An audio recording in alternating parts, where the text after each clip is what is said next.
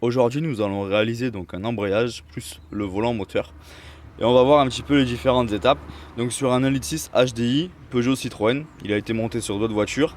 C'est un petit peu le même principe que le 1.4 litre HDI, que le 2 litres. Donc on va voir voilà, les différentes étapes. Quand on en est là, la première chose à faire, c'est donc débrancher la batterie. Donc voilà, sur la plupart des voitures, ces batteries se situent ici. Nous là, en l'occurrence, c'est un Xara Picasso. La batterie, elle est sous le siège conducteur. Donc il suffit d'enlever la cosse, moins ou plus, de la batterie. On voit ça tout de suite. Donc voilà, pour le Xara Picasso, il suffit d'avancer au maximum le siège. On enlève la cosse négative, on la met de côté. Voilà, ensuite on peut démonter tranquillement chaque chose. Donc, suivant les modèles, vous avez donc une boîte à air qui est ici, vous avez la batterie à enlever, vous avez un petit peu tout ce qui va se trouver au niveau supérieur de la boîte à enlever. Voilà, donc là nous, on a seulement le tuyau d'arrivée d'air. Donc ensuite, une fois qu'on en est là, on va voir donc pour enlever toutes ces choses qui nous donnent accès à la boîte et au support de boîte qui est juste derrière. Voilà, donc pour les modèles en 1.6 litre, vous n'avez pas la batterie ici et vous avez le calculateur. Le plus simple pour accéder au reste, c'est de le sortir. Voilà, comme ça au moins on accède au support de boîte pour pouvoir tout à l'heure enlever la boîte. Donc bon, au cas où vous pouvez les repérer, nous dans notre cas on peut pas se tromper parce que au niveau de la grandeur des fils, ça passe uniquement d'un côté. Sinon souvent il y a un point coloré, donc il y a un marquage de la couleur de la prise. Donc souvent voilà, il y a un point vert pour un connecteur vert ou alors un point marron pour un connecteur marron, voilà, sur le calculateur. Sinon repérez-les, mais bon là dans notre cas on peut pas se tromper, il y a un fil vraiment plus court que l'autre, on peut pas se tromper. Voilà, donc bon, après il va falloir donc enlever la masse de la batterie, enlever donc le connecteur de marche arrière. Il faudra donc enlever le support et on va donc, avant d'enlever la boîte, enlever les cardans, et pour enlever les cardans on voit ça à l'étape suivante. Pour sortir les câbles de sélecteur de vitesse, donc il faut juste appuyer sur la tête ici, appuyer fort et soulever. Donc il y en a un ici et un derrière. Ensuite il y a donc le récepteur d'embrayage à enlever, il y a une vis en haut, une vis en dessous, c'est donc de la laine. Stade, pour ceux qui peuvent, vous avez une goupille donc qui est ici avec donc l'écrou en tôle. Donc là c'est du 35. Si vous pouvez, parce que bon ça dépend les modèles de jantes, vous enlevez la goupille, comme ça la roue ne peut pas bouger. Vous prenez du 35 et vous le dévissez. Voilà. Surtout si vous n'avez pas de clé à choc.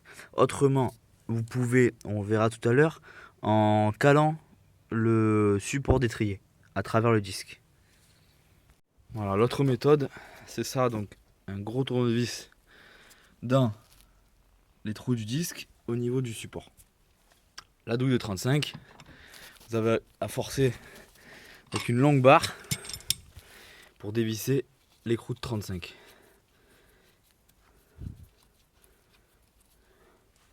Voilà, ce qui est bien avant d'enlever, c'est prendre un marteau par exemple et taper juste pour le décoincer. Voilà, quand on sent que ça vient, c'est bon. On va passer aux étapes suivantes donc pour accéder à sortir cette cardan. Voilà, donc une fois qu'on a enlevé les deux écrous de cardan, on a, pour faciliter, la biellette de barre stabilisatrice à enlever des deux côtés afin de sortir plus facilement cette pièce, donc les cardans. Ensuite vous pouvez enlever le capteur ABS ici avec donc une vis, il y a un écrou de 10 ici, et pour éviter de tirer sur le flexible de frein, le mieux c'est d'enlever la vis ici et d'enlever l'étrier. Comme ça au moins on ne tire pas sur le flexible et on peut l'accrocher un peu plus haut. Voilà, cette opération elle est à faire des deux côtés. Et comme ça au moins on va pouvoir sortir donc les cardans qui sont reliés à la boîte. Voilà, donc une fois ça, après il restera l'étrier. Donc aussi on peut enlever la rotule de direction. Donc si elle ne sort pas, il faut arrache rotule. On va voir ça. Donc au cas où si vous n'avez pas d'arrache rotule ou en tapant ici avec un marteau sec, ça peut venir. Sinon mettez du dégrippant autour et attendez un peu. Donc voilà, l'arrache rotule c'est tout simple, hein, il suffit de l'ajuster. On le met comme ça, le cône en haut sur l'écrou et on a juste à serrer cette vis pour l'ajuster. Et à ce moment là on dévisse pour allonger donc ce pas dans l'autre. Ça fait sortir, ça fait comme un système de pince inversée. Donc bon, si ça sort pas, au cas où, une fois que vous l'avez enlevé, des fois l'écrou peut rester un peu coincé. Il y a juste à appuyer avec un cric ou alors n'importe quoi qui puisse faire et juste apporter une pression sur la biellette de direction. Donc voilà, donc ensuite on ajuste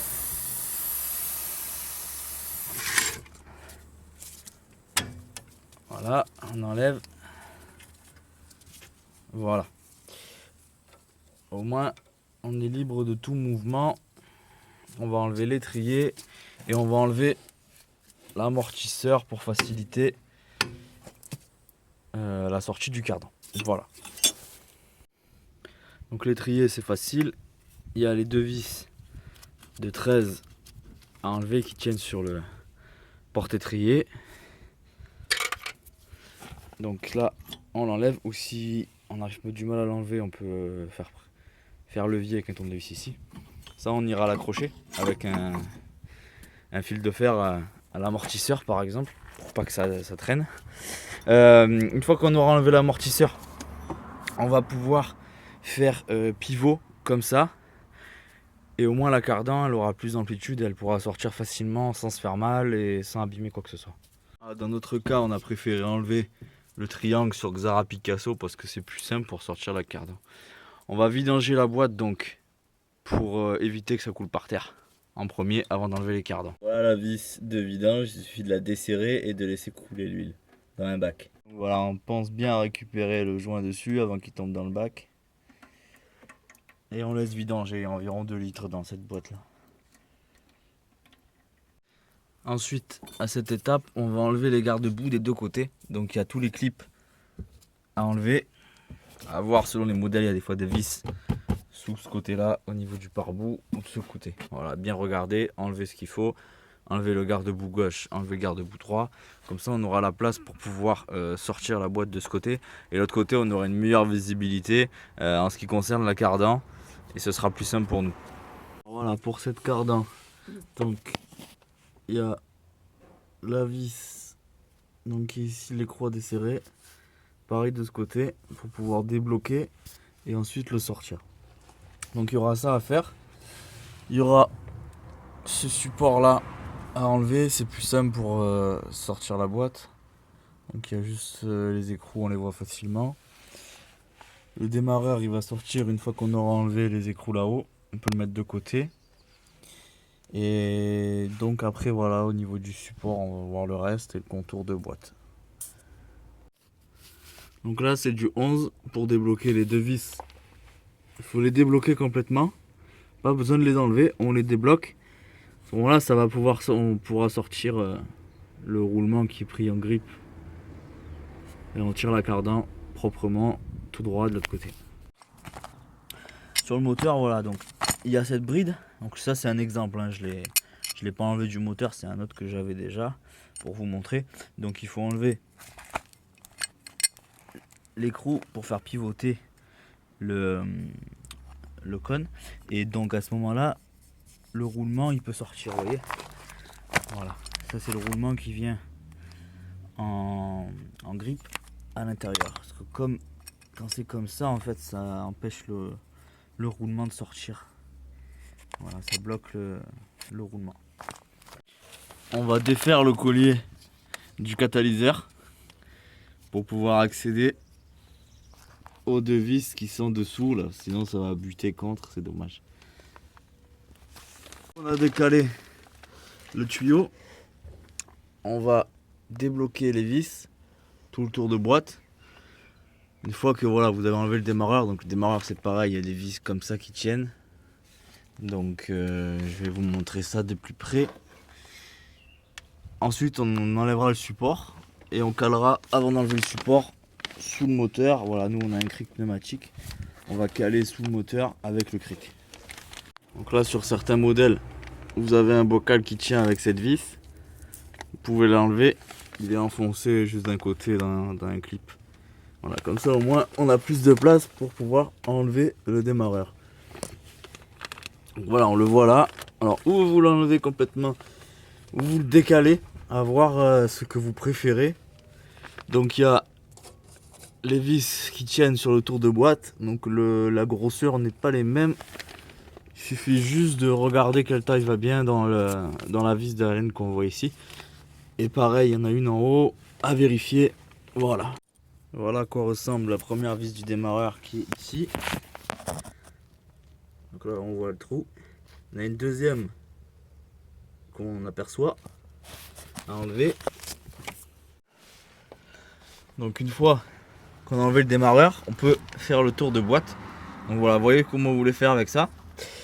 Pour donc cette vis, il faut l'enlever parce qu'elle va bloquer la sortie de la vis de boîte. Donc là c'est du torx inversé. Là pareil, il vaut mieux enlever, pareil même chose, un torx inversé, il vaut mieux l'enlever pour recentrer derrière, ça va être plus simple. Voilà, vérifiez que vous avez rien oublié. Ensuite donc le garde-boue et le support de boîte, on va voir ça en calant le moteur juste avant. Alors du torx inversé c'est quoi? C'est ce modèle, donc une douille où peut rentrer donc les pans en torx. Donc là ici c'est du 8. On va vérifier sur votre voiture, on sait jamais, mais là c'est du 8 pour le 1,6 litre. Que vous avez calé le moteur, vous pouvez donc desserrer les deux vis, enfin les deux écrous ici et là, et celui-ci. Je vous conseille d'enlever cette pièce donc qui tient dans le trou ici et d'enlever le support. Ça donnera un peu plus de place, ça facilite quand même le passage à ce niveau une fois qu'on aura baissé le moteur. Et je vous conseille également d'enlever les deux tiges filetées qui viennent ici et ici sur la pièce qui est en dessous de la boîte. Voilà, ça simplifie pour la sortir. Donc voilà, on en est là. Alors nous on a laissé donc on a dévissé l'écrou. Il y a cette tige à sortir qui est ici. Voilà, il faut débloquer les trous, sortir la tige. Vous pouvez vous faire aider par quelqu'un ou mettre la boîte sur une grue en passant une corde dessous. Donc là on a laissé une dernière aussi pour pas qu'elle tombe. On va enlever la plus simple, donc celle-là on va la laisser. On va la laisser pour l'enlever en dernier. Puis on va enlever cette vis. Voilà. Donc voilà, la boîte est déposée. Vous voyez le jeu sur le volant moteur. Il est énorme. Ensuite, donc la boîte, voilà à quoi elle ressemble. Il suffira de changer, donc on va changer nos volants moteur, kit d'embrayage, butée, joint. Alors une fois que vous avez enlevé les 6 vis du disque d'embrayage, donc rappelez-vous le côté. Un côté qui va dans le volant moteur, un côté qui va côté boîte. Voilà, on ne peut pas se tromper, hein. Le côté le plus long il va dans le volant moteur. Ensuite donc il y a les vis à enlever pour sortir le volant moteur. Donc là on voit bien sans forcer que le jeu est quand même assez grand. Voilà, une fois que vous avez enlevé le volant moteur, vérifiez bien si le joint fuit. S'il n'y a pas de fuite, bon, pourquoi pas ne pas le faire, mais s'il y a une fuite, vous êtes obligé de le faire. Il faut remplacer le joint Donc c'est le joint Inspi Vilebrequin côté volant moteur. Voilà, ils ont tendance à fuir, ça faites attention. Donc là on va remplacer les deux joints donc de sortie de cardan. Celui-là et l'autre, donc il y en a un plus gros que l'autre. Hein. On va remplacer cette douille avec un joint donc au milieu, c'est vendu complet. On va remplacer cette douille et on va donc nettoyer l'appui du coussinet de la fourchette et on va nettoyer quand même l'intérieur de boîte. Voilà. On va juste à l'arracher avec une pince. Faites attention au ressort, il ne tombe pas dans la boîte. Donc là on va huiler un petit peu le tour du joint délicatement, hein, pas beaucoup, juste les parois. Une fois qu'on l'aura huilé, on va l'emmancher. Donc là on a pris une douille de 32. On va l'emmancher en tapotant. Vous voyez, pour que ça s'enfonce bien droit. Donc là voilà, il faut juste l'enfoncer avec la douille. Une fois qu'on entend le bruit significatif qu'on est arrivé, vous allez voir, on y est. De toute façon on peut pas aller plus loin. Revérifiez bien que ça rentre de chaque côté pareil. Voilà, et puis on fait la même opération de l'autre côté, sauf que la douille elle n'ira pas, il faudra prendre une douille plus grosse ou quelque chose d'autre pour pouvoir le rentrer plus facilement et bien circulaire de tous les côtés au même endroit. Donc là de l'autre côté nous on a pris une douille de 36. Là, il faut faire pareil, il faut bien nettoyer la surface, que ce soit bien propre. Vous pouvez huiler le tour et l'enfoncer droit, donc en tapotant avec la douille et le marteau délicatement pour que ça rentre bien droit. Voilà ce que ça donne une fois qu'on est au bon niveau. De toute façon le bruit change, vous entendez un bruit métal contre métal. Et là, voilà. Là vous avez, pour changer ce joint, vous avez juste à passer par exemple un tournevis en force et ça vient tout seul. Voilà, donc on voit le joint, c'est un gros diamètre quand même. Et nous, on avait une fuite, donc au niveau inférieur du vilebrequin. On voit encore l'huile qui arrive. Donc pour le renfoncer, vous avez donc une collerette. Une fois qu'on entend le bruit métal contre métal, c'est qu'on est arrivé, voilà. Donc nous la position, de toute façon, on sait jamais parce que des fois il n'y a pas la collerette. Il faut que ça arrive ou à fleur ou 1 mm avant ou 1 mm après par exemple, comme le vilebrequin travaille. Et il faut regarder également s'il n'y a pas d'usure au niveau du vilebrequin, tout là, tout le contour. Une fois que vous avez fait ça, il faut tout nettoyer, que ce soit très propre. Quand c'est très propre, on fait comme avec les sorties de cardan, donc on huile le joint. Ou alors l'idéal c'est du Swift, donc c'est de la graisse animalière. Et on renfonce droit le joint. Voilà, avant la repose du joint, il faut bien nettoyer la surface, que ce soit très propre. Les traces qu'on voit au fond, c'est là où ça a travaillé derrière. Donc ça c'est pas un problème. Par contre il faut enlever tous les dépôts, huile, graisse, tout ce qui peut avoir de gras, il faut l'enlever. Donc dans cette solution, l'idéal c'est du nettoyant frein. Vous pouvez pulvériser tout le tour avec un chiffon propre, ensuite essuyer bien proprement la surface, voilà, que ce soit vraiment très propre et sec.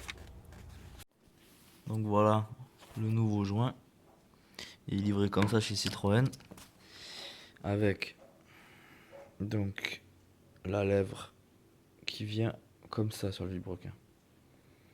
Imaginons que le rond blanc ce soit le vilebrequin, il faut que ça vienne comme ça. Faut pas que ça vienne en sens inverse, que la lèvre elle sorte et qu'elle vienne ici. Il faut qu'elle soit à l'intérieur. Là il faut desserrer les 3 vis de du 11. Voilà, une fois on enlève l'ancien joint. Voilà. Faut bien nettoyer la surface, que ce soit très propre.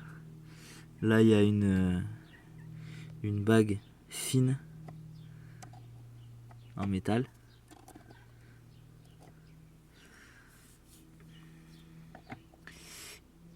Une fois que vous avez tout nettoyé, on va remettre le nouveau joint.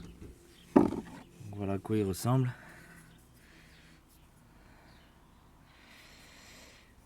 Et on mettra les 3 vis donc avec du frein filet Loctite. Donc voilà, je vous conseille de mettre la boîte droite pour pouvoir centrer plus facilement cette pièce et que les roulements de boîte donc soient bien axés. On force pas, il n'y a rien qui est de travers. Et au moins, quand on a tout nettoyé, on remet cette pièce.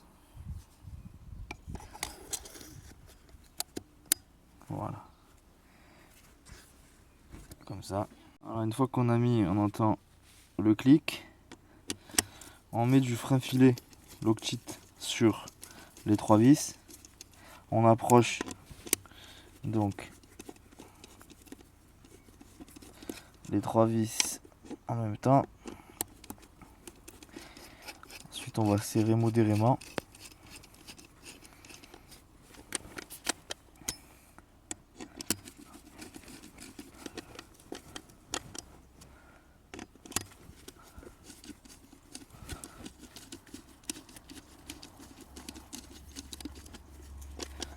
Voilà, vous sentez de toute façon à la main quand vous bloquez avec un cliquet ou un bras de force, vous sentez quand vous êtes arrivé au bout. Faut pas non plus abuser. C'est de l'aluminium. Et là au moins on a refait donc l'ensemble des joints de la boîte. On voit ensuite pour l'opération sur l'embrayage. C'est le nouveau joint. Là on a l'ancien comme gabarit. Hein. On a trouvé un pot de conserve. Donc voilà, en métal, ça fait bien le tour. Vous voyez, ça tombe bien en face. Là c'est super pour qu'on puisse donc l'enfoncer comme il faut. Là on va graisser donc la partie extérieure pour qu'il rentre plus facilement de façon circulaire. Hein. Je veux dire, vous mettez une petite noisette ici et puis vous faites ensuite donc avec le doigt le tour du joint. Voilà, après il faudra juste l'ajuster donc de façon à ce que ça arrive bien à fleur sur la partie. Donc voilà, faut bien voir que là la première gauche soit rentrée et que la deuxième vienne sur l'extérieur. Voilà. Donc là on va tapoter pour que ce soit bien droit. Bon, je me suis aidé de ça et je me suis surtout aidé de cette bague.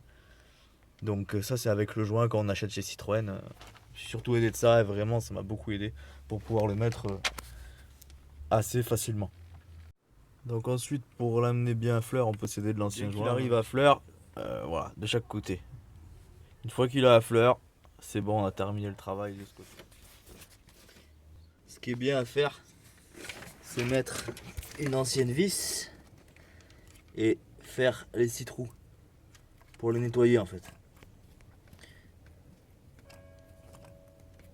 Et visser avec le cliquet, vous serrez, vous débloquez, ça nettoiera les trous. On fera ça faites ça sur les 6. Donc ça c'est notre centre d'embrayage, on va l'enlever. C'est vraiment pratique, c'est une petite pièce qu'on trouve sur internet ou ailleurs. Ça c'est vraiment pratique. Donc nettoyer en mettant la vis, les 6 trous. Ensuite une fois que vous avez fait ça, les 6 vis elles sont à changer. Hein. Elles sont souvent livrées avec quand vous commandez les volants moteurs. Donc une fois qu'on a mis le volant moteur, il faut mettre du Loctite sur les vis.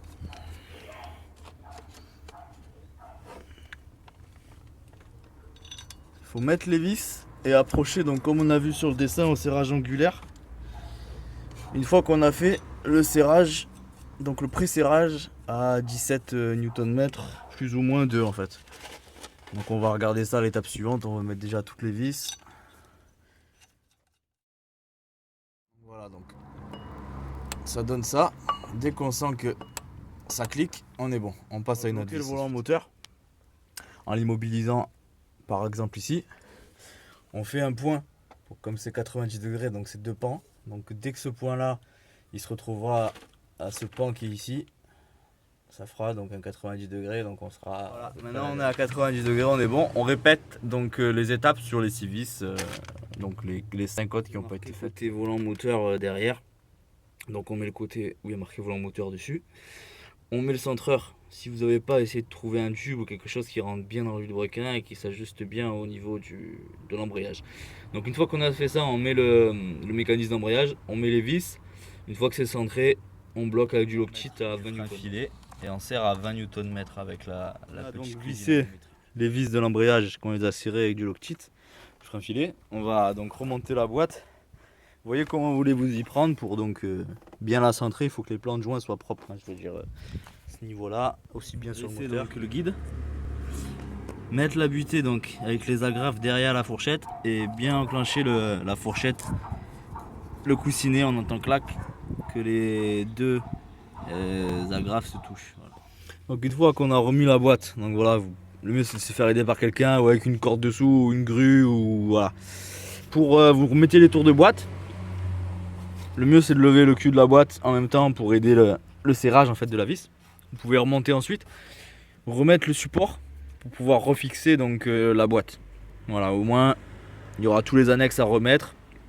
On va voir un petit peu les différentes étapes. On va voir après, il y a différentes méthodes. Je veux dire, il y a des personnes qui descendent le berceau, il y en a qui ne descendent pas. Il y en a que, voilà, ils enlèvent les cardans d'une certaine manière en enlevant le triangle, pas en enlevant le triangle. Donc bon, c'est voilà, ça a remonté comme vous avez fait, comme c'est plus simple pour vous et surtout voilà, doucement, de bien remettre donc au bon endroit les cardans dans les joints. De remettre les récepteurs d'embrayage, tout ça. On va voir un petit peu les différentes étapes, mais voilà, ça c'est organisé selon vous et selon comment vous avez remonté le support. Là, il y a la vis de remplissage de boîte. On va défaire, c'est plus simple maintenant qu'on en est là. On défait et on remplit. Donc, une fois qu'on est à niveau sur. Bon, il y a 2 litres hein, de toute façon. Si vous avez un doute, vous pouvez enlever cette vis. Dès que ça commence à couler par cette vis, c'est qu'on est au niveau. Bon, c'est à peu près 2 litres qui va là-dedans. Donc voilà, vous desserrez cette vis avec un tuyau en entonnoir, vous remplissez. Et vous n'oubliez pas de serrer la vis Voilà, dessus. donc ensuite vous remontez donc, tout ce qu'il y a à remonter, hein, je veux dire les sélecteurs de vitesse, la masse, les connecteurs dessous, les supports, le démarreur. Vous remontez bien les cardans, on va regarder un petit peu comment les glisser proprement. Vous remontez après, bon selon les modèles, il y en a qui ont des calculateurs ici, d'autres un petit peu, bon voilà. Il faut voir ce que vous avez démonté, comment vous l'avez démonté et le remonter. Là c'est juste du remontage, il n'y a rien de on va dire, compliqué. Il faut juste reprendre ce que vous avez fait au début. Donc voilà, repérer un petit peu les vis. Mais si vous voulez, mettez dans différents bocaux pour pas se mélanger. Ensuite, une fois que vous avez fait ça, vérifiez que vous avez bien mis l'huile dans la boîte. Une fois que vous avez bien mis l'huile dans la boîte, vérifiez que voilà, il n'y a pas de souci particulier sur la voiture au niveau du train avant ou d'autres bricoles. C'est le moment de le faire. C'est vrai que là, une fois qu'on a levé la voiture, c'est plus simple. Voilà, après, vous avez plus qu'à, une fois que vous avez remonté la boîte, vérifiez quand même que l'embrayage fonctionne, que la butée se déplace bien, que les vitesses passent bien. Voilà, avant de tout remonter, vérifiez quand même que ça fonctionne. Et puis voilà, là vous êtes à la fin du travail, donc voilà, allez-y tranquille et prenez le temps de faire les choses. Donc voilà, donc pour les cardans, vous emboîtez bien en mettant de la graisse. Donc au niveau de là où va rentrer les cannelures dans la boîte, pareil, vous mettez de la graisse ici pour que ça s'emboîte bien à l'intérieur du moyeu. Vous remontez tout ce que vous avez démonté. Si vous avez démonté l'étrier, mettez du Loctite. Si vous n'avez pas démonté l'étrier, voilà, faites remonter ce que vous avez remonté. Une fois que vous avez fait ça, que vous avez tout remis, avant de la remettre au sol, regardez de la démarrer, que tout se passe bien, qu'il n'y ait pas de fuite quelconque, avant d'aller plus loin, de la rabaisser et puis de terminer le travail.